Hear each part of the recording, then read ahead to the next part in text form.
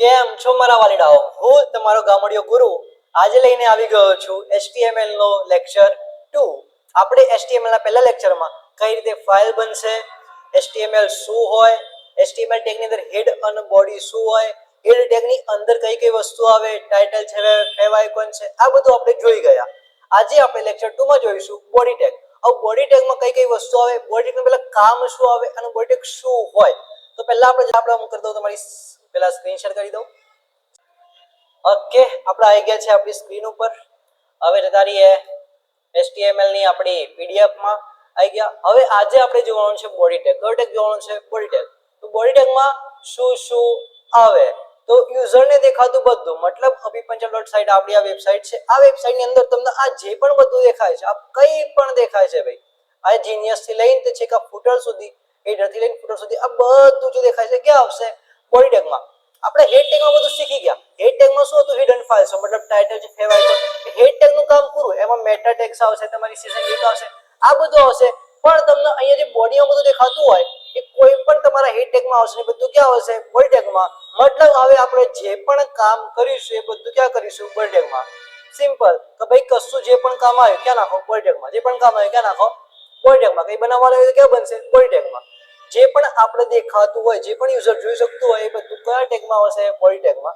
આપણે HTML tag જોઈ લીધો, હેડ ટેગ જોઈ લીધો. HTML ની અંદર બે આવે, હેડ અને બોડી. હેડ ટેગ આખો જોઈ લીધો. હવે આજે જોઈ રહ્યા છે બોડી ટેગ. બોડી ટેગ ની શરૂઆત કરતા પહેલા આપણે થોડું થિયરિકલ જોઈ લઈએ. તો જતા રહીએ આપણે આપણી PDF માં. તો બોડી ટેગમાં શું આવે? યુઝરને દેખાતું બધું, ટેક્સ્ટ છે, ઇમેજ છે, વિડિયો છે, બટન છે, અહીંયા તમને જે બધું દેખાય છે બધું ક્યાં આવશે? બોડી ટેગ ની અંદર. અહીંયા જેટલું પણ આખી સ્ક્રીનમાં જેટલું દેખાય છે ને બધું, આ નહીં જોવાનું, આ હેડ ટેગમાં આવશે. આના સિવાય જે અહીંયા જે બધું દેખાય છે ને આપણી બોડી ટેગ કહેવાય, આખું બોડી કહેવાય. તો સ્ક્રીન પર આ બધું આપણે મેન આ વસ્તુ જોતા હોઈએ છીએ, આ તો કોઈ જોતા જ નહીં. તો આ બધું ક્યાં આવશે? આ આવશે આપણે બોડી ટેગમાં. બોડી ટેગ ડિસ્પ્લે એરિયા, તમને ડિસ્પ્લેમાં જે બધું દેખાડ્યું છે બધું ક્યાં આવશે? બોડી ટેગની અંદર.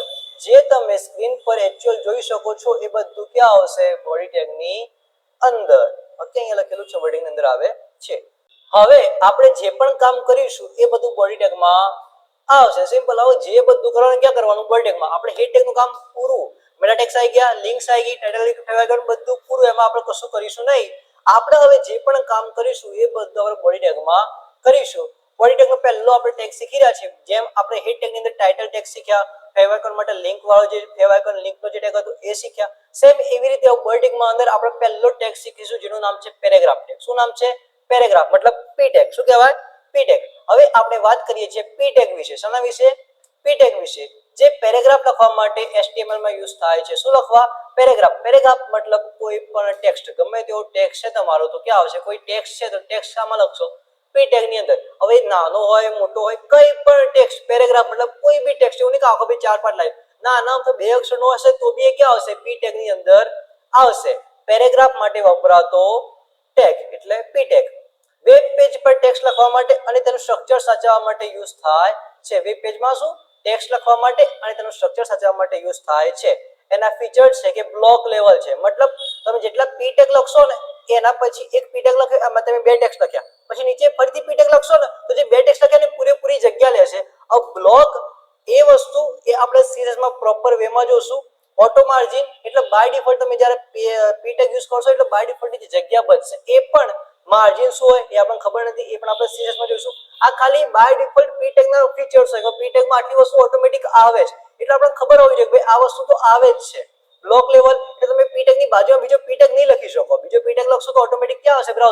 બ્રાઉઝરમાં આઉટપુટમાં જોશો બ્રાઉઝરમાં તો નીચે જ આવશે. એટલા માટે એને બ્લોક લેવલ કહેવાય છે. એ બધું આપણે ડીપમાં જોઈશું. ખાલી આપણે ટેગ વિશે સમજીએ કે ટેગ શું હોય, પછી નેસ્ટિંગ ના થાય. મતલબ પી ટેગ ની અંદર બીજો પી ટેગ ના આવે. ડીવ ની અંદર તમે બીજો ડીવ લઈ શકશો. હવે ડીવ આપણને હાલ ખબર નથી એટલે એને સ્કીપ કરો. પી ટેગ ની અંદર તમે બીજો પી ટેગ લઈ શકતા નથી. પી ટેગ લખ્યો, એમાં ટેક્સ્ટ લખ્યો, વાર્તા પૂરી. હવે પછી બીજો ટેક્સ્ટ લખો છો તો ફરીથી બીજો પી ટેગ લખશું અને ફરીથી એમાં લખીશું. ઓકે, આ થઈ ગયું તમારું થિયરિકલ. હવે આ જ વસ્તુ આપણે જોઈએ પ્રેક્ટિકલી. આપણે લાસ્ટ લેક્ચરમાં જોયું તો કઈ રીતે ફાઇલ બનાવી, એક્સટેન્શન શું રાખવું, એમાં વ્યૂમાં જઈને એક્સટેન્શન કઈ રીતે રિમૂવ કરવું એ પણ આપણે જોયું હતું. આજે ફરીથી હું ફાઇલ બનાવું છું. ફરીથી ફાઇલ બનાવીને ફરીથી આપણે એમાં HTML હેડ, બોડી અને એની અંદર પી ટેગ લખીએ છીએ, જેથી જૂનું તમને રિવિઝન થઈ જાય અને યાદ બી રહી જાય. તો ફાઇલ કઈ રીતે બનાવશું? રાઈટ ક્લિક, ન્યૂમાં જઈશું, ટેક્સ્ટ ડોક્યુમેન્ટ, પછી અહીંયા ગમે તે નામ આપી દઈશું. શું આપી દઈશું? ગમે તે ડોટ HTML. શું? Dot HTML. આને ક્યાં ઓપન કરીશું? VS કોડમાં. કઈ રીતે ઓપન કરીશું? અહીંયા જતા રહીશું, CMD લખીશું. CMD ખુલી જાય એટલે કોડ સ્પેસ ડોટ એન્ટર આવું લખીશું એટલે તમારું આખું VS કોડમાં બંને ફાઇલો ખુલી જશે. આ ગમે તે બી ખુલી જાય index.html જે આપણે કાલે શીખ્યા હતા એ, અને આજે આપણે નવી બનાવી છે એ. હવે આમાં આપણે પહેલા શું બનાવીશું? સિમ્પલ આપણું HTML ટેગ. શું બનાવીશું? HTML tag. મેં આ HTML ટેગ લખ્યો, ઓપન કર્યો, ક્લોઝ કર્યો. પછી એની અંદર કયા બે ટેગ આવશે? હેડ. કયો આવશે? હેડ. પછી બીજો કયો આવશે? બોડી. કયો આવશે? બોડી. આ બેના શું છે? ચાઇલ્ડ. ઓકે.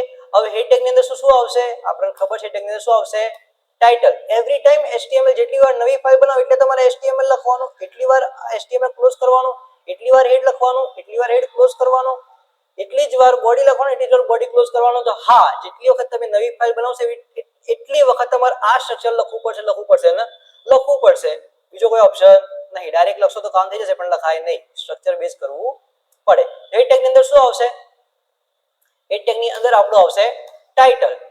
ટાઇટલમાં તમારે જે લખો તે ટાઇટલમાં શું થશે? ઓકે. પછી શું આવશે? ફેવ આઇકોન આવે, પણ ફેવ આઇકોન હાલ આપણે આપવો નથી. પછી ઓકે. હવે આપણે વાત કરીશું બોડી ટેગ ની અંદર. હવે બોડી ટેગ ની અંદર આપણે પહેલા જોયું કયો ટેગ આવશે? પી ટેગ. જેમ હેડ ટેગ ની અંદર આપણે ટાઇટલ ટેગ લખ્યો એમ આ બોડી ટેગ ની અંદર આપણો પહેલો ટેગ આવશે પી ટેગ. કયો ટેગ આવશે? પી.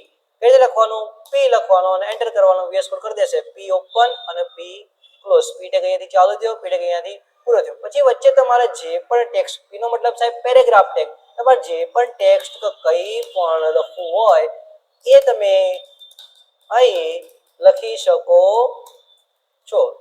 ઓકે. તમારે જે પણ પી ટેગ ની અંદર જે પણ લખવું હોય તમે અહીંયા લખો છો. કે શાની અંદર? પી ટેગ ની અંદર. અને આ બ્રાઉઝરમાં લાઈવ કરીને ચેક કરીએ. ચલો બ્રાઉઝરમાં ઓપન વિથ લાઈવ સર્વર કઈ રીતે કરવાનું? અહીંયા જવાનું, અહીંયા જઈને ઇન્સ્ટોલ કરી દેવાનું લાઈવ એક્સટેન્શન, જે લાસ્ટ લેક્ચરમાં તમને કીધું હતું. ફરી કહી દઉં છું જેથી રિવિઝન થઈ જાય.